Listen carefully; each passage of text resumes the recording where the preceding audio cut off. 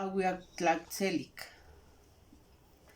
Quieni sisiwanto noxiwa kixmati inin ohtli, nican tepantin kati intlahtulsin, no tatsitsiwa wan noxewa.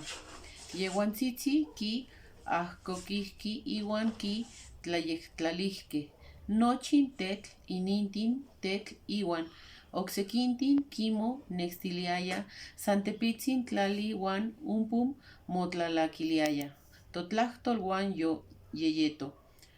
Kusati pahpaki ipan ininto talzin. Campato coconeto mo mawiltia ipan to teocholes. Iguac amihki kiteki owatl iwan mo camatzopelia.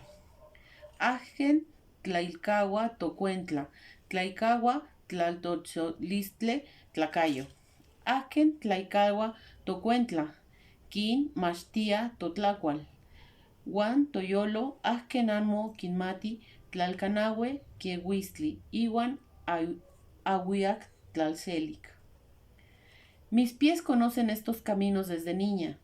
En estas bardas de piedra están las voces de mis hermanos y de mis padres que recogieron y acomodaron cada piedra, que entre piedra y piedra encontraron un poco de suelo y ahí sembraron un maíz, un frijol.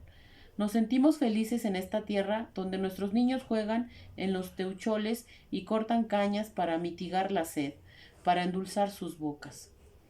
El que abandona el campo, abandona las voces de nuestra gente. El que abandona el campo, entrega nuestra comida y nuestro corazón a quien no ha sentido la humedad de la lluvia y el olor a tierra fresca. Este es un poema que se llama El olor a tierra fresca de doña Carmen Rodríguez Mesa, que podemos encontrar en el libro de la leyenda de Xopantlalcuali, que es la comida del tiempo verde y relatos de la milpa. De Calpulitecalco.